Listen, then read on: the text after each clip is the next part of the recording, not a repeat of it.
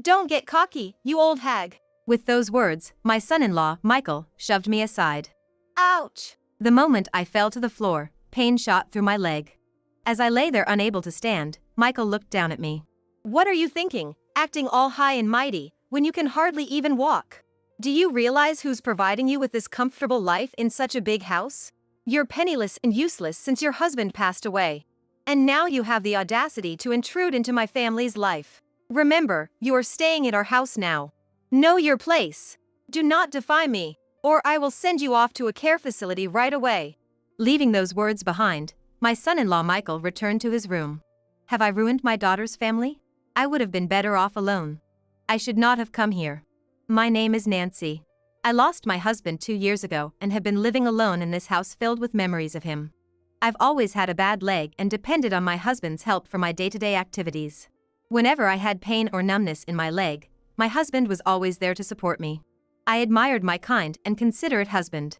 However, an unexpected accident took his life, leaving me all alone. The unexpected event left me deeply depressed, and I found myself crying all day, every day. But it was my only daughter, Rachel, who saved me. Mom, if you keep crying, it will make Dad sad in heaven. He will always watch over us and protect us. Rachel. Let's be strong together, Mom. I will support you from now on. So please don't cry anymore. Smile. Rachel has always been a strong and dependable daughter who encourages me positively at all times. She must have inherited her father's strength. Thank you, Rachel. You're right, I can't keep wallowing in sorrow. It would worry your dad too much. That's right, Mom. If you keep crying, Dad might worry so much that he can't even find his way to heaven. We shared a small laugh and decided to move forward together. 5 years have passed since my husband passed away. Rachel, who was in high school at that time, has become a respected working professional and got married 2 years ago. After their marriage, the couple built their own house and Rachel moved out of our family home, which is about an hour's drive away. Back then, she had repeatedly persuaded me to live with them, but I firmly refused. It was because I didn't want to interfere with the newlyweds, and also because I didn't want to leave this house where I had spent so many years with my husband. Although I'm touched by the offer, I intend to continue living here with your father's memories. But what if something happens, Mom? There won't be anyone to help you. Dad may be watching over you, but he can't help you anymore. I understand, Rachel. But it's okay. You should live your own life with your husband, not worrying about taking care of me. Focus on your new family. Although Rachel looked a bit worried, she reluctantly agreed when I insisted. In truth, living alone had its difficulties, but I didn't want to burden my daughter, so I managed to get by. The season had turned to winter. When it got cold, my legs would start to give me trouble. The cold exacerbates the pain and numbness, so I tried to keep as warm as possible. But compared to the warmer seasons, it was much harder to go about my daily life. The winter was particularly harsh that year, so I decided to ask the hospital to increase my medication. Of course, I didn't say a word about this to my daughter and her husband. I didn't want to cause them unnecessary worry or be a burden to them. But my condition was deteriorating. There were times when even standing was difficult, let alone walking. I managed to cope with the pain and go on with my life, but eventually, my daughter Rachel noticed something was wrong. It happened on Christmas Eve when Rachel came to bring me presents. The doorbell rang, and as I tried to get up to welcome her, I couldn't stand. Rachel must have been worried when I didn't answer the door after several rings, so she unlocked the door and walked in. Mom, are you okay? Sorry, I'm just not feeling too well today. I tried to put on a brave face and smile, but Rachel saw through me. Mom, you don't have to push yourself. Please, come stay with us. I can't bear to see you suffer like this. It's okay. I just couldn't move for a moment, but I'll be fine once I take my medicine. No matter how stubborn I was, Rachel insisted. I knew something was wrong the moment I walked in. You, who always keeps everything neat and tidy, have left things lying around, which is unlike you. You're so unwell that even tidying up must be a struggle, right? Also, your medication has increased. It's on the table, but there's a lot more than last time. Rachel was right about everything, and I was left speechless. Please, even if it's only until you're feeling better, come stay with us. When you're back on your feet, you can return to this house. Dad would want the same. With that, Rachel embraced me. I hadn't realized how strong my daughter had become. Rachel was no longer the child I thought her to be. She had become a responsible adult. Rachel, I'm sorry. I'm truly sorry. We're family. Even though I've moved out after getting married, you and Dad are still my precious family. Her warm words touched my heart. I nearly cried, but I held back my tears and smiled, saying thank you. I agreed to live with them for a while. I packed up some of my things and Rachel drove me to her and her husband's house. Their house was newly built and very beautiful since it was still quite new. The design of the house, with fewer stairs and steps, made me feel as if it was built with my comfort in mind. Mom, this is your room. Rachel led me to a corner room on the first floor. The room was filled with warm sunlight, and there was a photo of my husband, me, and Rachel. I'm sure this room was prepared by Rachel for me. The kitchen is this side, and the bathroom is over there. If you need anything, just let me know. Thank you, Rachel. Where's Michael? Since we arrived, Rachel had been showing me around, but her husband Michael was nowhere to be seen. He should be in his room. Don't worry about it, Mom. But I should say hello. After all, I'm going to be a burden on him. Rachel's face clouded over a bit. The truth is, Michael has hardly been leaving his room. I haven't seen him for quite some time now. But he knows about you moving in, so don't worry. What do you mean he doesn't come out of his room? Cutting off my question, Rachel exclaimed, I'm going to make dinner. It's Christmas Eve today, so I'm going to give it my all, and off she went to the kitchen. This was the first time she had ever said something like that. After all, I hadn't met her husband, Michael, since the day they came to tell me about their marriage. There was no formal meeting with Michael's family, and no wedding ceremony. According to Rachel, Michael's parents are too busy for a formal meeting. We decided together that we didn't need a wedding. As for me, I would have liked to meet his parents if possible, and even a modest wedding ceremony would have been nice. But whenever I brought it up, she would brush me off, saying, maybe when things settle down. So I had stopped bringing up the topic. That night, Rachel served up a homemade meal. Roast chicken, salads, pizzas, and other extravagant dishes that I wouldn't normally make myself filled the table. Michael was not there, as expected, but I did not mention it and took a seat. This looks delicious. When did you become such a good cook? I've been studying a lot. Just taste it. She deftly served the dishes onto my plate, and I took a bite of salad with Rachel's homemade dressing. It's delicious. Really. I'm so glad. Eat up. She seemed so pleased that she kept piling food on my plate. We ate our fill and talked late into the night. It had been a while since I had a meal and a chat like this with Rachel, and it was really enjoyable. Oh, it's already 10 p.m. I have work tomorrow, so I'm going to clean up quickly. You rest, Mom. We've been talking for a long time. Can I help clean up? No, it's fine, I'll finish quickly. Good night, Mom. I had been bustling around since morning and was quite tired, so I decided to take advantage of Rachel's kindness and rest in my room. I'm concerned about Michael, but it's not my place to interfere. I decided not to make any unnecessary remarks and went to sleep. Have a nice Christmas. Around 8 a.m., Rachel left for work. There was a note in the kitchen, eat this if you want, alongside a homemade meal. Had she gotten up early to prepare this? I felt both grateful and guilty. I need to get my leg in better shape so I can return home as soon as possible. I was in my room, working on exercises and rehabilitation for my leg. I heard footsteps from the direction of the stairs. The footsteps were heading towards the kitchen. It was Michael. I hurried to the kitchen. Good morning, mother-in-law. Michael, looking rather disheveled, greeted me in a relaxed tone. His hair was a mess, his beard grown out. He looked like a completely different person from when I had met him 2 years ago. Hello. As you may have heard from Rachel, I'm going to be living here for a while until my leg gets better. I know it's a lot of trouble, but I hope we can get along. Unable to hide my bewilderment, I smiled. How long is for a while? Huh? The question came out of nowhere. So, how long is a while? Rachel seems worried about you, but I'm not. I'm planning to go home as soon as possible. When Michael came to ask for Rachel's hand in marriage, he was in a neat suit, a clean-cut guy. He spoke confidently, promising, I will definitely make your daughter happy. I didn't think he was lying, and I trusted him when I said, please take care of my daughter. But he was completely different from then. That's good. That's helpful, he responded. I'm sorry. I should have discussed it with you properly. I apologized. Rachel said, it's okay, but apparently, he wasn't pleased. I deeply regretted coming here. Oh, by the way, could you do this for me, mother-in-law? Michael handed me a note. It had a handwritten list, 5 snacks, 4 bottles of juice, magazines, and so on. What is this?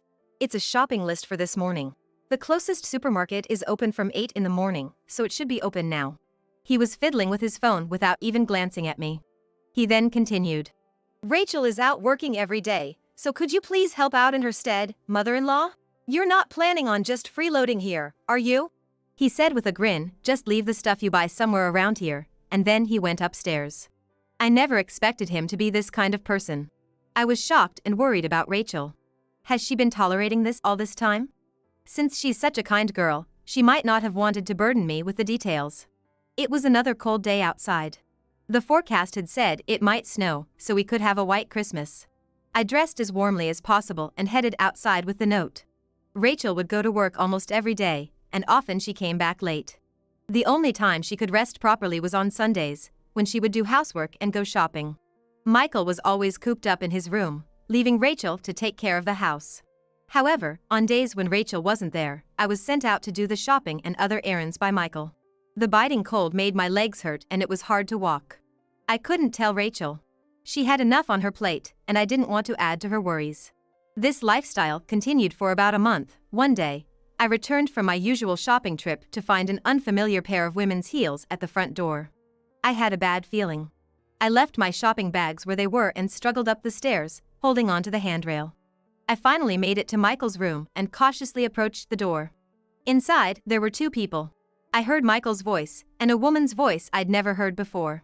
They were talking with great joy, and there were moments when the woman laughed loudly. This was an shocking truth. I can't believe it. My son-in-law is having an affair, and even bringing her into our home while my daughter is out working. It's absolutely unforgivable. I must never forgive this man. Something taut within me snapped. Before I knew it, I had thrown open the door to Michael's room, my voice raised. What are you two doing? Sure enough, there were two people in the room. An unknown woman looked at me with a dumbfounded expression. Michael clicked his tongue, stood up, and walked toward me. Michael, what's going on? Are you doing this all the time? Shut up. You just barged into my room to lecture me? Just answer me, I can't stand this. My anger was not subsiding. I glared at him fiercely. What's that look for? Don't what me? Explain properly. In that moment, he shoved my shoulder hard. I told you to shut up, old hag, get into a care facility. Don't you dare dictate to me. I fell onto the floor. A strong pain shot through me, and I could not even stand up. Don't you act so high and mighty when you can't even walk properly. Who do you think lets you live in such a big house? You're living in our house, remember your place. Don't interfere with me again. He forcibly pushed me out of the room and the door slammed shut with a loud noise. Rachel, I'm sorry. I may have ruined your happiness. But I can't leave you here. I made up my mind. What's up? It's quite late. I have something to talk about. I'm sorry to bother you when you have work tomorrow. Rachel came home around 9 p.m. that night. Usually, we would just exchange words like good night, have a good rest, but today, I had her come to my room. And I told her everything that happened today. It was hard for me to tell the story, but it must have been even harder for Rachel herself. Rachel listened to my story in silence.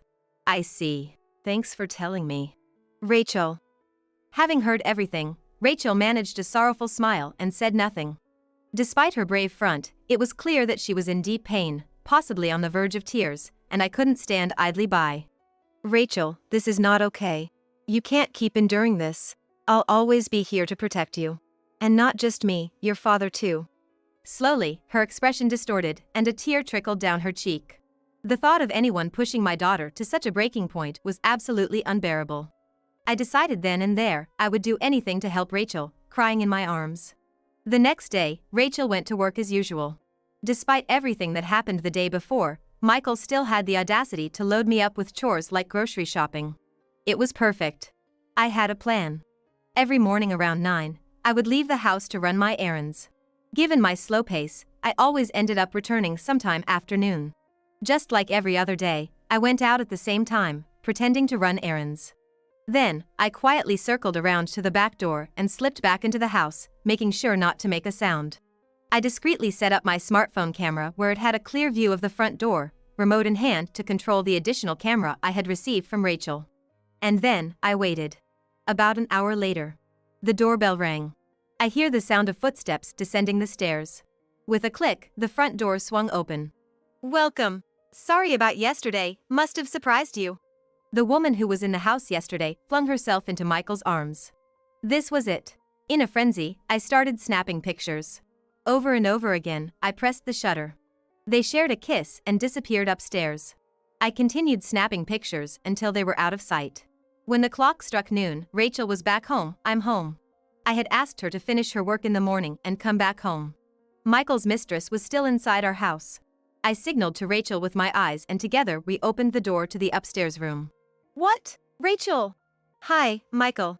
I finished work early today. I've told you to inform me beforehand if you're coming home early. Why today of all days?